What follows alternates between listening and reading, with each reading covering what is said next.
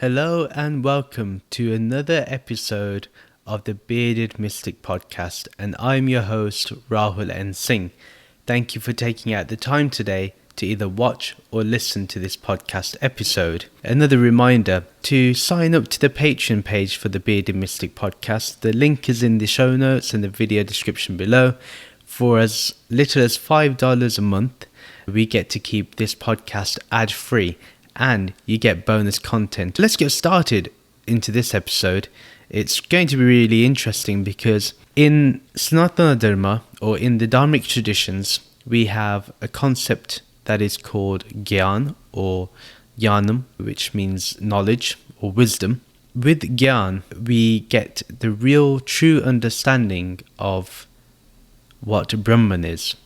And Gyan is basically knowing Brahman. It's the knowledge of Brahman. Without this understanding, this basic understanding, we cannot excel in the other pathways that are in the tradition. Some of the popular ones are like karma, selfless service, seva, which is very important. When it comes to bhakti, when we're having devotion towards an ishtevta, towards a god, towards a particular deity, Gyan helps there. Also in meditation, Gyan is very helpful. By looking at these four things, I'm going to show how Gyan is the supreme path. Gyan helps your devotion, helps your bhakti, it helps your karma, helps you conduct seva selflessly. Then at the same time, it also improves your meditation, your focus on the truth, and allows you to stabilize your mind on the reality as it is. If we didn't have Gyan, if we didn't have wisdom, that knowledge, that Brahma Vidya, devotion lacks direction. When we have devotion, it can easily become blind faith, it can become extremely ritualistic without us actually even realizing it. For example, we may just believe in something because we don't want anything bad to happen, or we take a chance. You know when some people say, why don't you just follow it anyway? What have you got to lose? You may be right, you may be wrong. That's gambling. True Dharma never gambles. There is always a result. If you look at our traditions, especially Advaita Vedanta, Adi Shankaraji, he fully goes into Gyan. He fully understands why we are worshipping. And that's what we need to do with our own practice. We need to look at why we're practicing, why we're committing ourselves to such devotional practice. If I am doing Murti Puja, am I reminding myself what the Murti is representing? If the Murti is representing an aspect of nature, am I understanding that nature and really respecting that nature?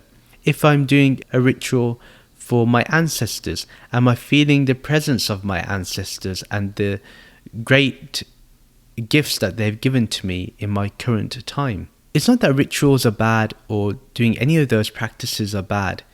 They all have a purpose. But remember, it is Gyan, it is wisdom, knowledge, philosophy that defines those practices. Let us never get into blind faith. It's an important one to make because I have noticed a lot in our traditions, we focus so much on just doing things because we've been told to. But we need to challenge this now. We need to find out why we conduct such things, why we do such things. Devotion always needs a direction. We need to know what we're worshipping. We need to know that eventually everything leads to Brahman. No matter what we do, it is all worship towards Brahman. When we do this, life becomes incredibly exciting. It becomes incredibly interesting. Imagine that every act that you do, that you say is of your worship, of your bhakti, of your devotion, is done in the remembrance and the awareness of Brahman. Can you imagine the ecstasy you can feel? That's why true devotion is a kind of stabilized ecstasy. You see a lot of people, they say they're devotional and they go completely like off the rocker, like really crazy. I'm not talking about that. I'm talking about a stabilized ecstasy. I'm talking about an ecstatic mode where there is stillness. That even in your stillness, there is a certain movement, a certain gracefulness.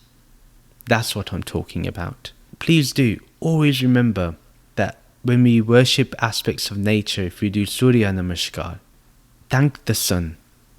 Don't just do the exercise, but thank the sun. Because without the sun, we wouldn't have this earth. We wouldn't have food.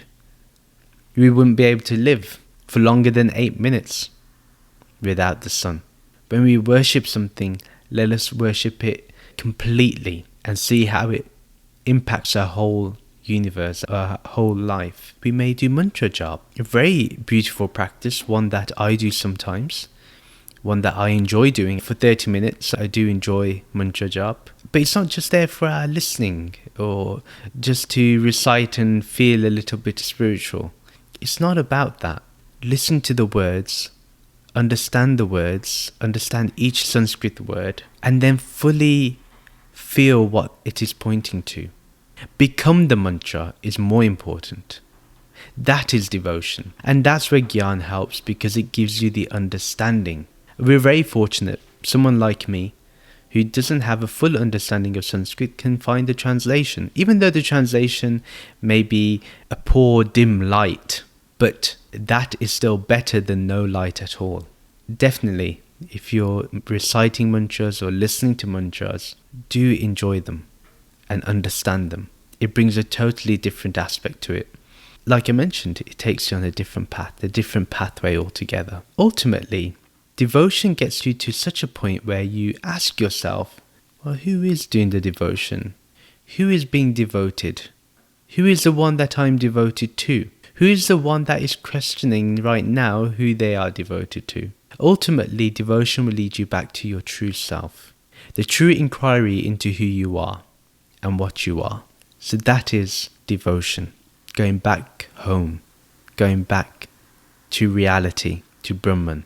When we are devoted, do we ever ask the question, where is the me? When you're in front of the murti and you have the thali set up, the agni burning, are you one with the agni? Are you one with the murti? That's the question. See, I think murti puja gets a lot of bad rep. I know that some people do not believe in it, they think it's wrong, but I think it has a lot of benefits if you understand what it's representing. But like I said, even the practice, the ritual aspect, there's a lot of beauty that can be seen there. And each thing has a meaning. The rice on the thali has a meaning, the sindoor in the thali has a meaning, the diva has a meaning.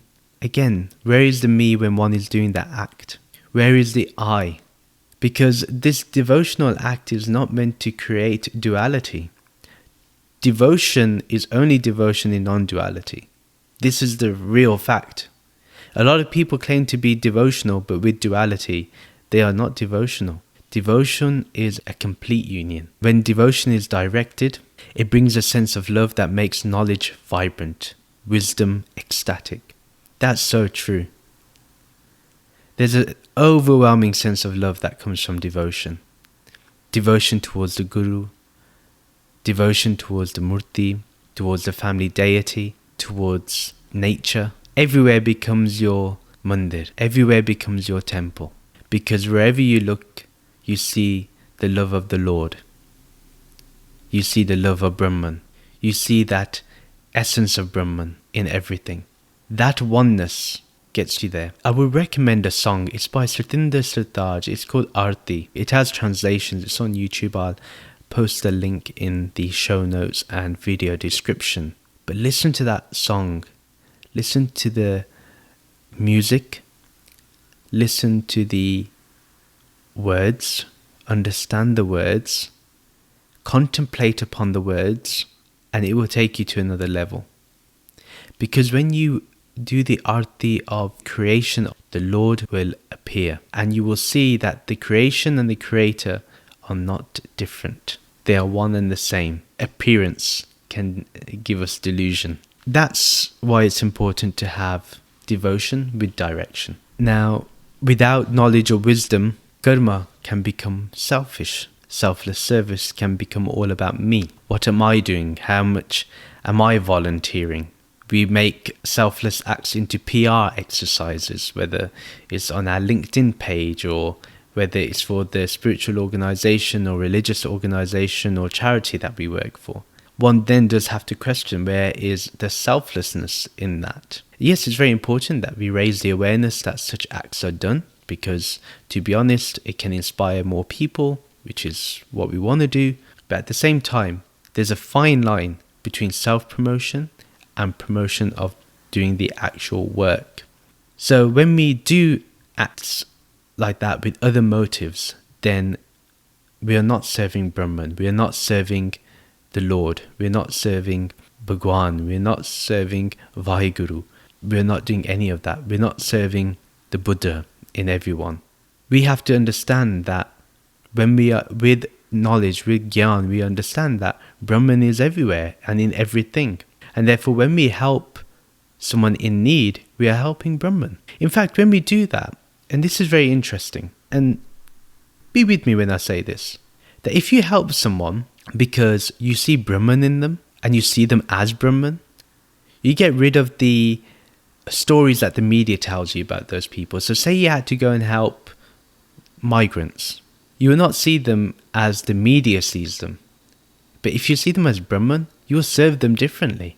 But if you think they've come over to this country, they want to take our jobs, you're not going to serve them diligent or with respect. Then it's not selfless. So understanding first that everybody and everything is Brahman, a natural sense of service appears. That again becomes Bhakti, because it's worship.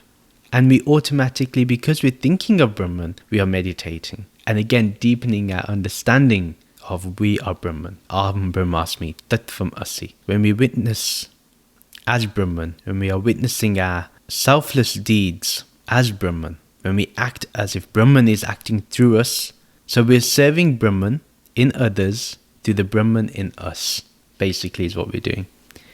We serve others unconditionally. We don't look at where they've been. We don't care about where our money's going. We don't care about whether they will eat the food or not. We understand that people need help. We understand that they're going through difficult circumstances. Not everyone has had the deck of cards that we've received. We all have had a different life story. And because of the nature of the world, there's multiple layers to each and every person. When someone is in dire need, we need to be there for them.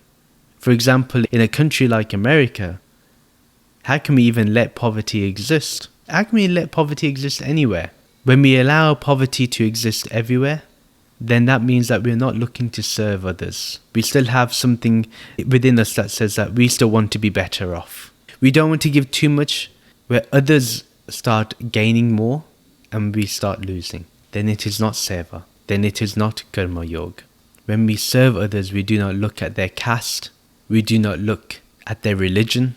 We do not look at their race. We do not look at their sexuality. We do not care about any of the labels. We are beyond the labels. That's how we serve. And there has to be no ego in serving. This is a challenge actually, because we all have an aspect of ego. And we're all working on that path towards the egoless state. But when you are Brahman, there is no ego. When you are fully immersed in that understanding that there is only Brahman in others and me, then there can be no space for the ego. The ego cannot exist in that place. It's not fertile for the ego. But a mind that allows to see differences and therefore cook up stories that it doesn't know and judge people based on what it's been told by the media or by people around us who listen to other things, who read a Facebook post and suddenly decide that this section of people are all crooks and criminals, we lose that aspect of service. Then that creates ego. That's what builds ego. So the ego then becomes a place of growth there. But in the state of the Gyani, the one that is immersed in Gyan, the one who is focused on the Gyan, focused on wisdom, immersed in the wisdom, they never let the ego take over. The ego may try to take over, but they will always go back to Brahman. Brahman is indivisible. One's help is indivisible. Brahman is within everyone. I'm going to serve everyone. That's the difference. And when I'm talking about serving others, I'm talking about real life stuff. Like I'm talking about helping other people in their circumstances they're in today. Not donating to your local temple. That's important. Do that. They need the help too. They have bills to pay. But I'm talking about on the ground. That's more important. One should always look to help and contribute in that way. Whatever way is good for us. When we act without ego, it brings peace to the mind as well. This is what we're looking for. We all are looking for peace. Without knowledge, without wisdom, without Gyana, meditation is just a mind game. Without proper knowledge of the self, of Brahman, meditation actually becomes a game of the mind. The mind will meditate. It knows it's an act that it needs to do, and it will run a riot whenever it wants to. We've had that where our mind jumps from one thought to another, one desire to another, one feeling to another, one emotion to another. You wasn't feeling hungry, now you need to eat. You didn't want to watch television today, but now you're going to watch television because the mind is saying, you don't want to meditate. What are you meditating on? It's not going to help you. But when you remember that your meditation is about meditating on the Gyana, on the wisdom, on Brahman, that underlying, unifying consciousness, awareness, then meditation is a natural process. Meditation then becomes part of your breathing. It's your breath. You don't have to do a certain act. You don't have to sit down to meditate. You can walk and meditate. You can drink your water and meditate. You can shower and meditate. You can watch TV and meditate. One has to, with the right knowledge, one can train the mind to be in such a way.